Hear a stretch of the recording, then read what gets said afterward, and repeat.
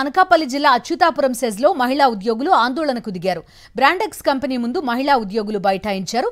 పనికి తగ్గ వేతనం ఇవ్వాలని, మినిమం 26,000 రూపాయల జీతం ఇవ్వాలని డిమాండ్ చేశారు. పెంచిన పని సమయం తగ్గించాలంటూ కంపెనీ గేటు ముందు బైఠాయించి మహిళా ఉద్యోగులు ఆందోళన చేపట్టారు.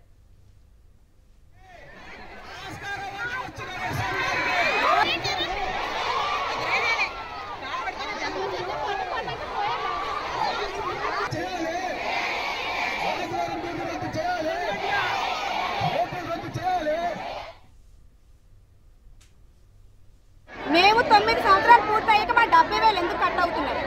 మాకు 12 గంటల నుంచి 12 అవుతుంది మేము ఇంటికి వెళ్ళబోదు. 2 గంటల జర్నీ సార్, మాది మాకవరపాలెం. 2 గంటల జర్నీలో మాకు 8,000 జీతం సార్. మేము పిల్లలు ఎలా పెంచుకోవాలి? మాకు తల్లి, తండ్రి, అత్త, మామ, భర్త ఎవరు లేరు సార్. నా పిల్లలకి నేనే ఆధారు. నా పిల్లల పరిస్థితి ఎట్లయిపోతుంది? నాకేమన్నా అయితే మాకు న్యాయం చేయండి సార్. మా జీతాలు పెంచండి. మా పరిస్థితులు అయితే బాగాలేదు. పిల్లల స్కాలర్షిప్లు కూడా తీసేస్తామంటున్నారు. మా పిల్లలు నాకు కంపెనీలో టార్చర్ ఎక్కువైపోతుంది. ఇన్సెంటివ్ లేవు, టార్గెట్లు పెరిగిపోతున్నాయి. మా టార్గెట్లు కూడా పెంచేస్తున్నారు. దయచేసి మా ఎంత దయించి మాకైతే జీతాలు పెంచండి సార్. ఆదివారం డ్యూటీలు వద్దు. మేము ఓటీలు కూడా చేయలేము. ఓటీలు చేయలేము మేము.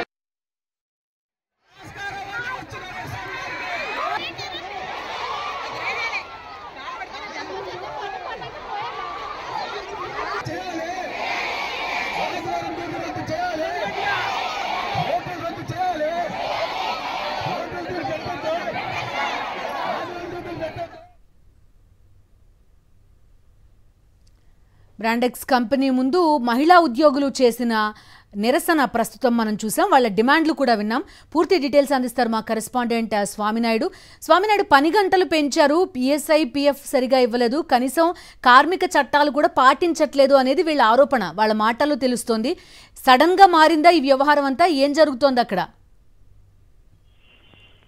బిందు, అనకాపల్లి జిల్లా ఎలమంచిలి నియోజకవర్గం అచ్యుతాపురం మండలం బ్రాండెక్స్ కంపెనీలో పనిచేస్తున్న మహిళా ఉద్యోగులు పెద్ద ఎత్తున నిరసన కార్యక్రమానికి దిగారు. తమ శ్రమను దోచేస్తున్నారు, తమకు పనికి తగ్గ వేతనం ఇవ్వలేదని చెప్పి కార్మికులంతా కూడా ఆందోళన చేపట్టారు.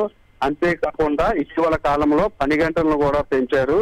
తాము సుదూర ప్రాంతాల నుంచి బ్రాండెక్స్ లో పనిచేయడానికి వస్తున్నామని, సుమారు ఇటు 3 గంటలు అటు 3 గంటలు 6 గంటలు జర్నీ జరుగుతుందని, కంపెనీలో 8 గంటలే పని చేయాల్సి ఉన్నప్పటికీ కూడా ఇటీవల కాలంలో 10 గంటల సమయాన్ని పెంచారని, దీనివల్ల తాము వచ్చేందుకు వెళ్లేందుకు కూడా చాలా ఇబ్బందులు పడుతున్నామని, అంతేకాకుండా సుప్రీంకోర్టు ఆదేశాల మేరకు మినిమం జీతం 26,000 ఇవ్వాల్సి ఉన్నప్పటికీ కూడా ఇప్పటికీ కూడా తమకు 10,000 జీతం కూడా ఇవ్వని పరిస్థితి నెలకొందని, తమకు వెంటనే జీతాన్ని 26,000కి పెంచాలని, పిఎఫ్ అలాగే ఈఎస్ఐని కూడా సక్రమంగా కట్ చేయాలని చెప్పి కార్మికులంతా కూడా డిమాండ్ చేస్తున్నారు. అలాగే కంపెనీల్లోని ఎటువంటి మౌలిక వసతులు కానీ లేదంటే కార్మికులకు సంబంధించిన కనీస సౌకర్యాలను కూడా ఏర్పాటు చేయలేదని చెప్పి కార్మికులంతా కూడా యాజమాన్యం మీద అసంతృప్తిని వ్యక్తం చేస్తున్నారు. అంతేకాకుండా ప్రమాదాలు జరిగిన సమయంలోనూ కూడా తమకి ఎటువంటి భద్రతను కూడా కల్పించలేదని, ఇటీవల జరిగిన ప్రమాదంలో 450 మంది వరకు కూడా తీవ్రంగా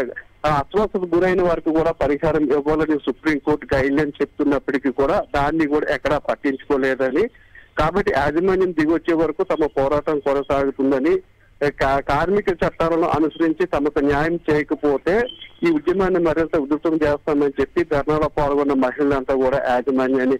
కంపెనీ వెర్షన్ ఏంటి స్వామినాయుడు? అంటే నష్టాల్లో ఏమన్నా నడుస్తోందా, లేకపోతే ఇతరత్ర ఒత్తిడి ఏమన్నా ఉందా? ఎందుకని మరి 8,000 రూపాయల జీతానికి కూడా వాళ్ళతో పనిచేయిస్తున్నారు అనేది ప్రశ్న. అంటే వాళ్ళు ఇప్పటి నుంచే పనిచేయలేదు. బ్రాండెక్స్ కంపెనీ అనేది సుమారు 10 సంవత్సరాల క్రితం ఏర్పాటు అయింది. అప్పటి నుంచి కూడా చాలా మంది ఈ కంపెనీలో పనిచేస్తున్నారు. వారికి జీతం 10,000 వరకు 10,000 లోపే అందుతుందంటే వారు ఏ విధంగా శ్రమ దోపిడీ చేస్తున్నారనే విషయం అయితే మనకి అర్థమవుతుంది. తాము 10 సంవత్సరాల నుండి పనిచేస్తున్నప్పటికీ కూడా 70,000 వరకు 10 సంవత్సరాలు పనిచేసిన వరకు కూడా ఇటీవల కాలంలోనే 70,000 వరకు కూడా ఏడాదికి కట్ అవుతుందని వాళ్ళు ఆవేదన వ్యక్తం చేస్తున్నారు. ఈ 70,000 కూడా కట్ చేయకుండా తమకి జీతాలను పెంచాలని చెప్పి కార్మికులంతా డిమాండ్ చేస్తున్న పరిస్థితి కనిపిస్తుంది. ఓకే స్వామినాయుడు.